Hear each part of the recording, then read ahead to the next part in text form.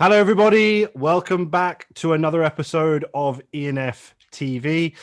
Today, we're joined by the brilliant Sandra Gannon, who is the founder of Revenue Puzzle.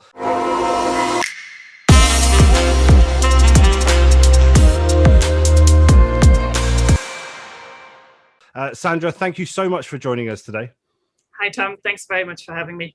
It's brilliant to get you on the show. Obviously, we've been speaking for a little while now, so finally to get it in the diary is absolutely brilliant. And I'm actually looking forward because we're going to be talking about a couple of things that we haven't actually spoken about on the show before, which is quite exciting. But before we get into it, I just want to say to all of our viewers, make sure that you are subscribed to our YouTube channel to make sure that you stay up to date with all the exclusive content on the YouTube channel, but also obviously to make sure you don't miss out on anything on LinkedIn. So please do subscribe to the YouTube channel. Don't forget to follow our Instagram page, and don't forget to follow us on Clubhouse as well, because we host a couple of rooms on there every week. So Sandra, let's get into it. So it would be great to understand a bit more about your background and, of course, obviously what brought you to actually starting your own business. Well, Tom, hospitality really has been a childhood dream of mine. I mean, I'm 26 years in the industry now, and it's actually quite funny how it came along. I grew up in East Germany, and was lucky enough in one of the parts where we had one of the very few five-star hotels.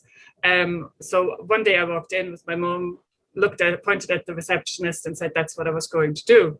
Obviously, back in the times, that was kind of just a dream, as I said, a childhood dream, because it's just not how things worked. But then the wall came down, and my mom said, "So what are you going to do?" And I said, "Well, I told you as I was 7 years of age, I'm going to go into hospitality." Mm-hmm. Long story short, I did my 3-year apprenticeship. I've done everything from cleaning rooms, pot washing, putting the kitchen on fire, working my way through F&B, reception, and accounts. And then I kind of specialized in front office. I then decided I wanted to go to England because my English was brilliant, but my about 10 words of English I had. So I decided I needed to brush up on that. And I was lucky enough to get at the time into the company ITT Sheraton before it was bought by Starwood.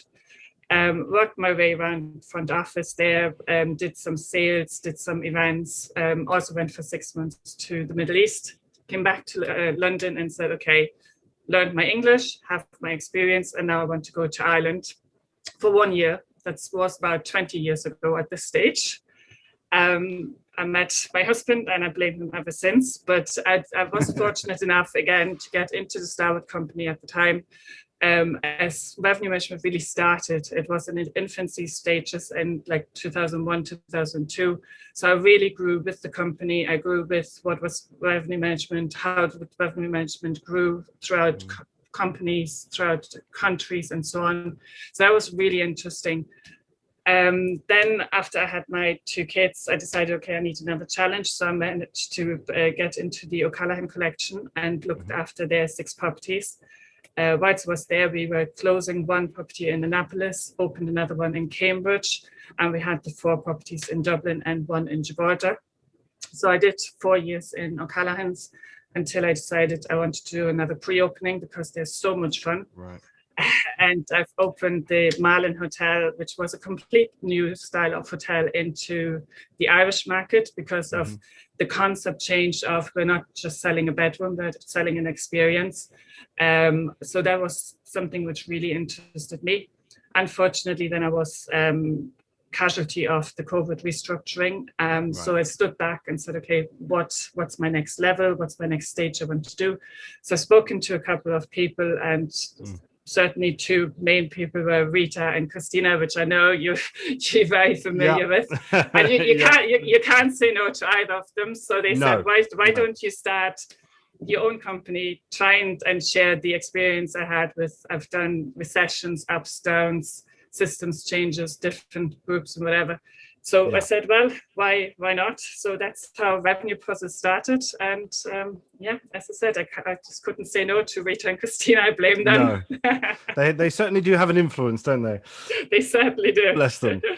But here we are now, right? And I suppose what an exciting time it is for anybody starting their own consultancy business, coming out of that revenue management world, I suppose, because again, there is just so many skills that can be utilized on that sort of contract basis. I suppose bringing me on to my first question to yourself, and this is something, again, we've spoken about in the past, but what are your views on hotel collaboration now, whether that be through other regional properties or whether that be with attractions or restaurants, all this sort of stuff? What are your views on those? I think you're going to start seeing a lot more collaborations coming out, not just between hotels, but also between restaurants, F&B, attractions, but also suppliers. I think collaborations used to be the necessary evil, where you go, okay, I have my hotel, my bedroom, I have a little bit of F&B, and I want to add a ticket to an attraction. And then I called it Explore Dublin Package, for example. But I think the mindset has to completely change. People are wanting something completely new. They want to have an experience. They don't just want the traditional bed, city location, and then I decide what to do. They want to be coached of going, what can they do? What experiences can they have? And I think you will see a lot more collaborations coming out of that. But I'm saying that they're probably a lot more meaningful, that both sides want that collaboration, because before you had attractions going, I give you tickets, you have to pre-buy them, and then you can't change them again. But you were kind of stuck in that relationship as such, which wasn't a two-way collaboration. But I think what you're going to find more and more is even hotels. I mean, I've posted one the other day between Ashford Castle and the Marion. That is obviously, it suits both sides. It's up to their brand personalities. I've seen a few coming up since, like the Connacht Group, for example, has done 2 nights in Galway, 2 nights in Mayo. So again, you're trying to showcase pretty much what probably foreign tourists have done previously, because the Americans came over and they traveled around Ireland, but they've chosen their own hotels, their own destinations, whereas now it's the time to go, okay, we can showcase that, we can look after you, because we're both working together.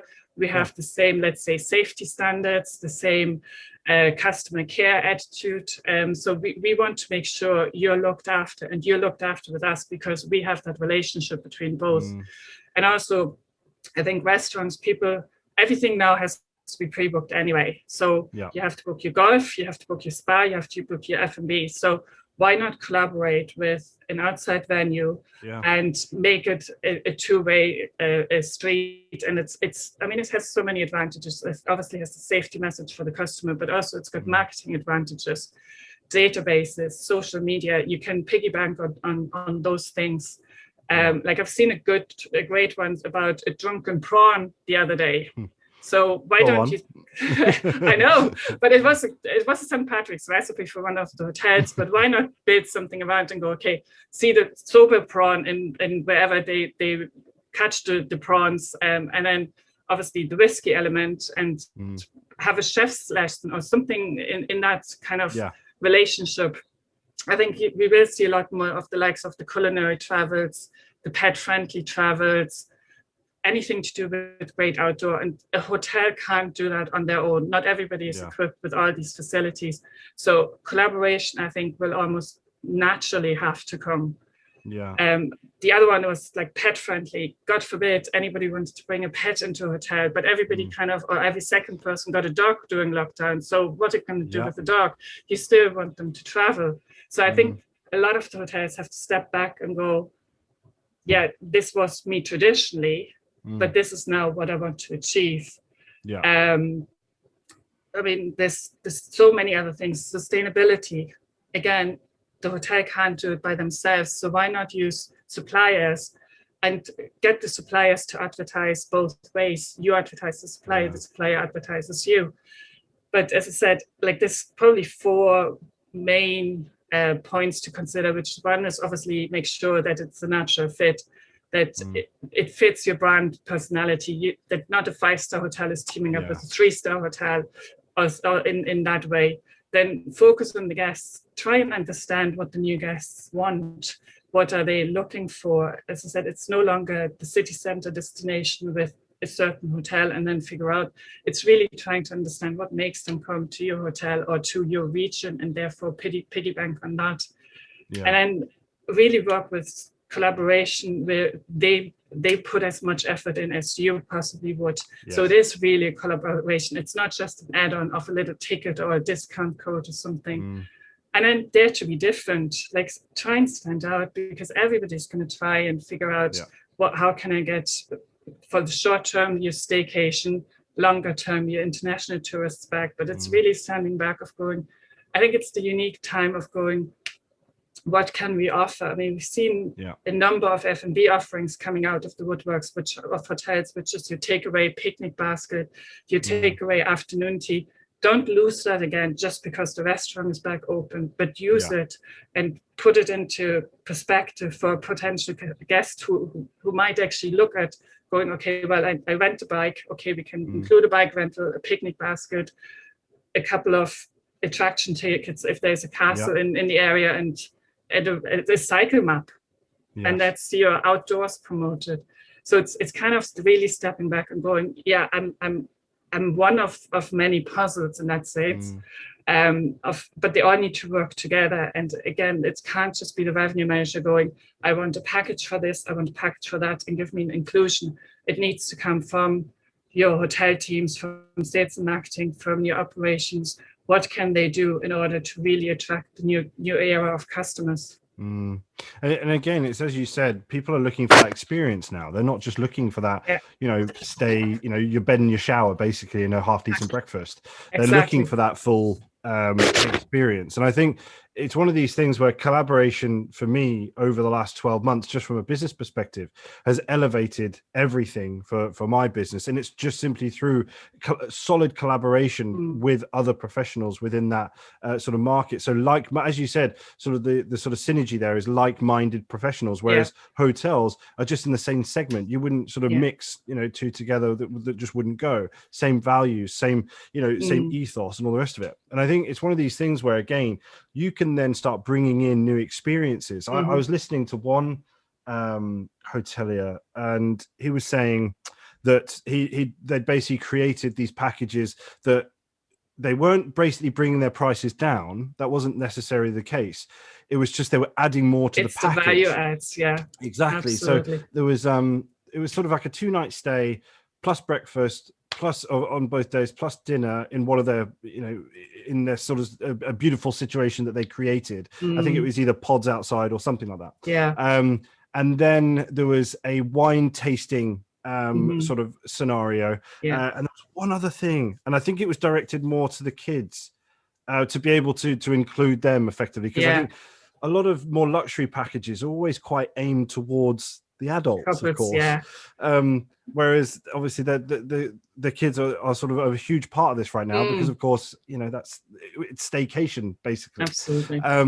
So that collaboration, that creativity, I think you said that sort of, there was a connotation towards that at the end of, we do need to get everybody together, and we do need to start thinking outside the box, because what we used to do just isn't going to work. No, absolutely not. And I think we're all coming out of the same scenario. There's no winners coming out of this. There's all the hotels are going to be on their knees. The restaurants are going to be on their knees. The attractions are going to be on their knees. So there's nobody can be arrogant enough to say, well, I don't actually need this. I don't want to. And I think it's also kind of looking at, yes, what is value added, but move away from your romance package being your dinner, bed and breakfast and a bottle of champagne in the room. That's the old school. It's people want something different. And as I said, be brave, try and even niche markets. Like I've read a really cool package of somebody at one of the hotels in New York turned a couple of the rooms into vegan friendly. Right. Don't get me wrong, I wouldn't go down the vegan route, but it's the in now to be vegan friendly, whatever. So change your material within the room to become vegan friendly, and you have a very niche market, but you also have a fantastic marketing message to go out there. And there is a following for that. For example, or pet friendly, as I said, it's the Western always had the pet friendly dog beds and whatever. But think a little bit more outside the box. It's your walking routes. It's can they come into certain areas within the hotel and so on. It doesn't need to be free flow, but it needs to be very much tailored. And that's why I said you need to understand your guests. You need to understand what are they looking for. If they come to a city, they're still having a city expectation versus a resort. But then if you, let's say you're a hotel down the countryside and you don't have your pool and golf, what stops you like packaging up with a resort down the road which has a pool and a spa? They're still staying with you, and you're not displacing revenue from a pool or a bar or a spa if you don't have that. You're just spreading the love throughout the county as such, or the region. So I think this whole everybody's my competitor thinking is going to go for a couple of years. It might come back, don't get me wrong. But I think for the moment, the hotels just need to start becoming a lot more creative. And I mean, we had the revenue hacks episode with Christina a couple of weeks ago about staycation, and that seems to be the general understanding in terms of we need to find new ways to attract certainly the domestic market, and that's the hardest market to attract.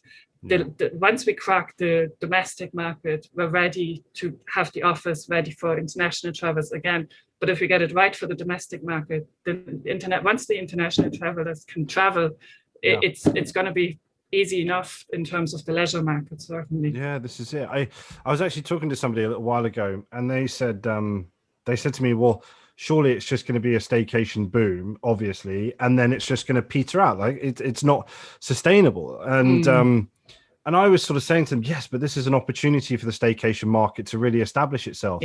Whereas before it was difficult and it was the second choice if you couldn't get to where you actually wanted to be. Because I, like any other consumer, would basically look at the prices and think, well, the cost of me staying in the UK is almost exactly the same as me going somewhere else, somewhere lovely, sunny, beaches, all the rest of it. And it's sort of that decision making thing where, and me as a consumer, yes, I always did like to go abroad rather than staying in the UK. But once we get that taste of how good the staycation side of things can be, why wouldn't people want to do that again, or at least do it maybe once or twice a year if they can, and then obviously go on their longer sort of abroad holiday, if you like, overseas. That actually brings me on to my next question, which is actually about the sort of guest or guest journey expectation, I suppose, and the associated sort of distribution landscape. How does that look to you from your perspective? Well, I guess my motto since I set up, and that's only 9 months ago, was been selling the right product to the right customer at the right time for the right price. But I actually need to add to that with the right message or through the right message. And I probably need to replace the product with the experience. So and that's only in the space of stepping back the last 9 months and seeing what has happened, what expectations have changed. So all of a sudden, I need to change a slogan on my website if you want to see it as that. But it is pretty much has become so much more customer centric. Every visitor wants something different. You don't have the buckets anymore you traditionally used to have. Your concert visitors, your group business, you're coming down for a game to Dublin, for example. You don't have that anymore. You all of a sudden, the entire, for example, island of Ireland is competing against each other. So, but also the customer journey starts before even making a reservation or even going onto your website. So I think hotels really need to step back again and kind of look at their content, where are they listed at? If somebody looks for a resort in Ireland with a beach, do you come up, for example? But also yesterday's guests are completely different to tomorrow's guests. The technology has changed. I mean, we spent the last year on social media, right, left and center, a lot more screen time. So it's a lot, people want a lot more instant information as well. They want to make sure that if they go to your website, or even if they go to bookings.com, we will never get rid of the OTAs as much as we would love to. We will still have OTAs, so the content, the distribution there needs to be correct as well. And I think it's the right time now for hotels to step back and do a SWOT analysis again, and include the customer journey into it. And if it means that they have to have multiple comp sets, so be it. If they need a resort-based comp set versus a immediate comp set versus a East Coast, West Coast concept, then that's what they need to do. Sure. They need to understand why the guests are looking at them or their region. And again, it comes back to what we said earlier, understanding your customers. Yes. And what triggers them from looking at you to actually purchasing you. And that's done through the likes of emotions, exploring, exposure, experience, and evaluation.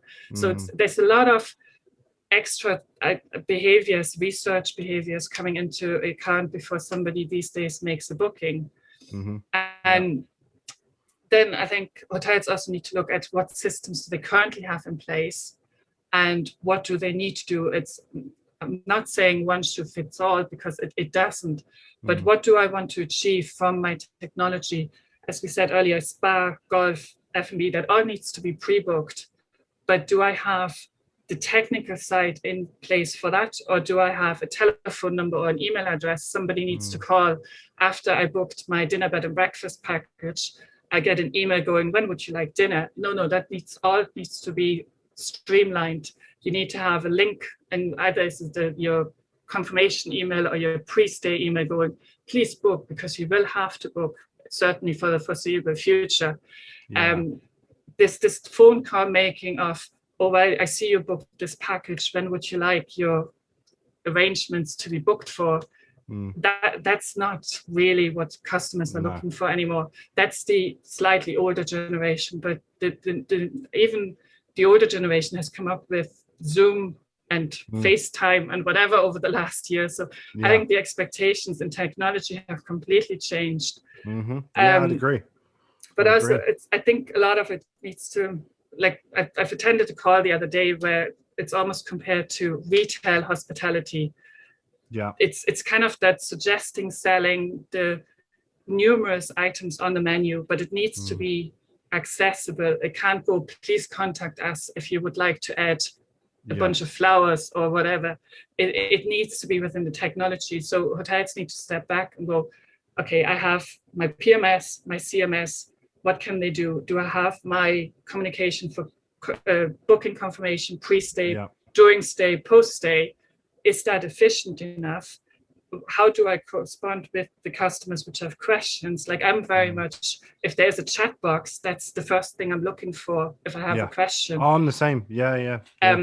I'm not one to pick up the phone and go, oh, can you please explain to me what your facilities are? So it's that shift has completely changed as well, how I guess the reservations team needs to react with customers. It's everything is gone very much instant. It's here now. I don't want to wait. If I have to wait, I move on. And I think that's also a risk, because we've always been so used to a 24-hour turnaround on emails. That's no longer going to cut it. So I think we really need to look at the short term, the medium term, and long term solution in terms of how the systems can interact with each other. We will never I think hospitality just can't, because the word hospitality can't get into complete automation. And that's not what I'm saying, but I think what can be automated should be automated, and it can only help. Like this, if you do manual processes, so many things fall between the cracks, but then you also need to make sure that all your systems actually communicate to each other. So how's your PMS communicating to your CMS? And is that streamlined enough? And I think that's a big challenge with the PMSs, because they're still some of them are more agile than others. But I think certainly over the 9 months, I think we've seen a lot of the technical providers become much more agile with the functionality, the speed, the flexibility. So I think we just really need to foster that and embrace it, I guess. And that comes down to the hotels to embrace it. The technology provider can only do so much until the hospitality industry goes, okay, what about this? And can we do that? They're the technology people. But it's where the hospitality people then need to come in and go, well, ideally, I would like this streamlined, that this message goes from the guest straight into the PMS through a connectivity center. But I think that's where we're at the moment. And I think that's a huge opportunity for hospitality to kind of shape the next few years of technology within the hospitality. I think it's one of these things where I was actually having a conversation with a senior guy within a hospitality sort of focused social media platform, and it was incredible because he opened my eyes to a lot of different things, and one of them was actually the customer journey, and that element of, you know, Generation Z, you know, your customer of tomorrow, really, they don't pick up the phone. Everything is instant. You know, you want to order a cab somewhere, you got Uber. If you want to order food, you got Just Eat, you got, you know, Deliveroo, all this sort of stuff. If you need to order a pack, you need to order something from Amazon, it comes the next day. Everything is just so instant now. It is. Whereas if a process is cumbersome and it's, you know, oh, we've got to call this number, we've got to do that, got to do that, they'll just go somewhere else because they know all they got to do is scroll down another two and they'll find the one that they can just click on. And the other expectation is when you see something, you know, on the likes of Instagram, where you go through the stories and then something comes up with a hotel and you're like, oh my God, that looks beautiful. And you expect to be able to just click on it and it takes you to where you can book and that's it. But that's not the case. It sort of gives you all the gumph and information about that hotel package and all the rest of it. And then a brilliant number at the bottom where you can contact us. And that is the last thing that anybody in terms of your customer of tomorrow would want. Your customer of yesterday, yes, of course, you know, that's the way they've dealt with things. I know that I in the past have had to deal with things over the phone, and I still in some cases still enjoy that element, but we have to be mindful of the customer of tomorrow, who we're actually going to be dealing with.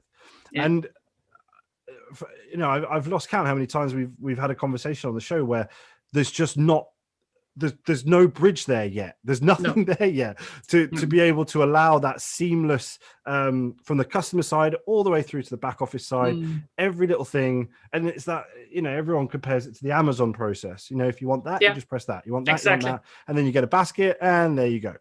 And it's like I keep thinking to myself, at some point, I'm going to actually watch the space. I'm gonna develop this and become this absolute genius, but it won't be me. It'll be about 12 other people. But anyway, it will be Amazon. I have no doubt Amazon will branch off and do this thing and create this incredible piece of software that for the customer will just seem so obvious, simple, intuitive, but for the hospitality industry it'll be mind-blowing.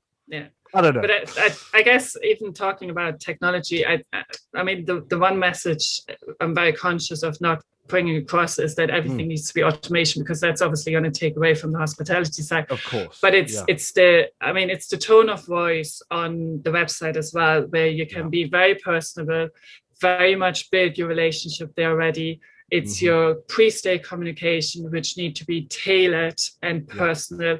Don't send me something, if my package already includes breakfast, don't send me a breakfast upsell message.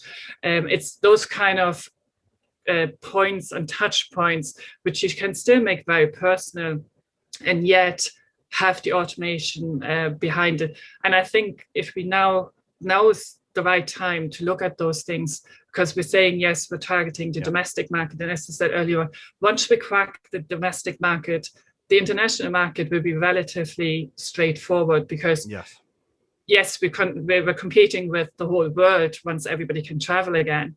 But we have by then decided, okay, why are people coming to my country, my hotel, my area? We know what they want.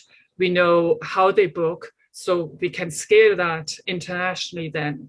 And it's the right time now to spend the next couple of years to really strip everything bare and go, okay, my traditional revenue management actually purely doesn't exist anymore. I'm not just selling my bedroom, which is the traditional way, add a little bit of extras to it and say that's revenue management.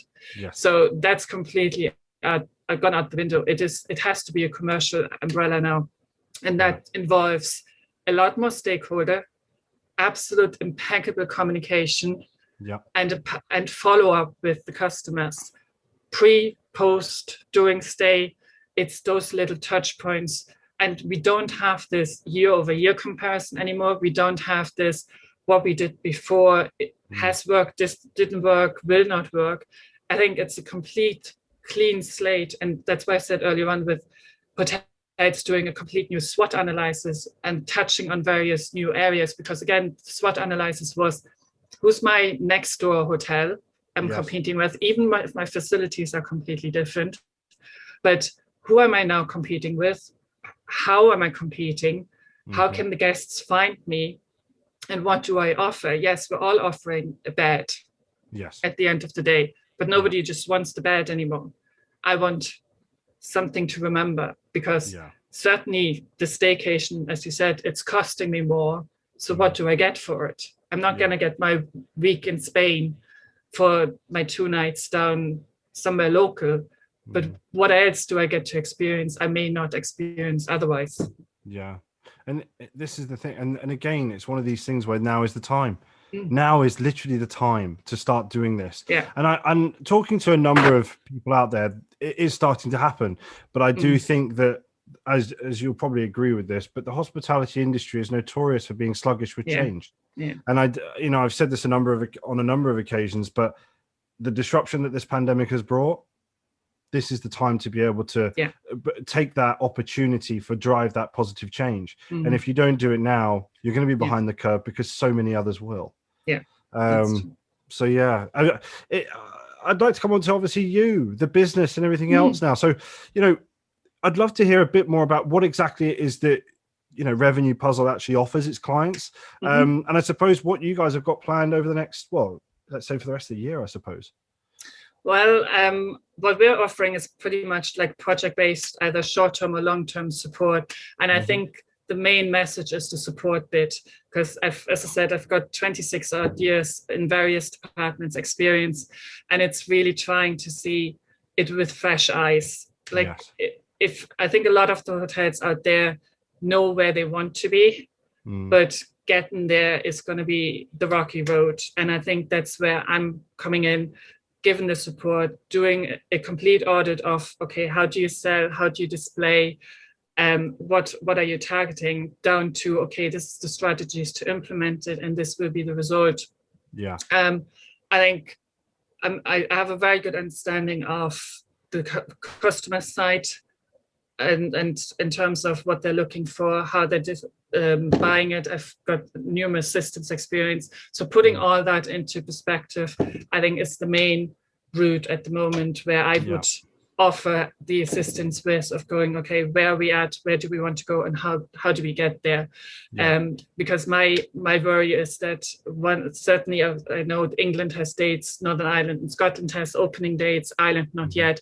But my concern is if we don't look at those kind of short-term or medium-term strategies, that once we have dates and the pent-up demand comes, that hotels will be leaving money on the table, or it won't run as smooth, which is even worse, because whilst at the moment nobody looks at TripAdvisor, because obviously nobody could stay, it's more your social sites people are looking at now, but TripAdvisor will come back.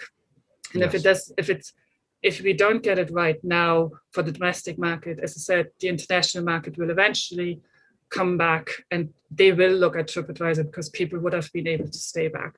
So it's really looking at the A to Z process of your customers. Fantastic. Well, obviously, Sandra, from us at Edwards and Finn, I really do wish you all the best with the year ahead. Hopefully this video will go out to obviously everybody that's in our network, and anybody that does want to talk about any sort of outsourced revenue management function. I know that Sandra would love to hear from you. And I want to say a huge thank you to you for taking some time out of your diary, because I know there's so much going on with you, getting everything ready, getting everything prepared, and obviously keeping your name out there and presence, which hopefully this helps with. So thank you very much for joining us today. It's been an absolute pleasure. Thank you very much, Tom. Appreciate it. And guys, don't forget to see who's on next week's episode now.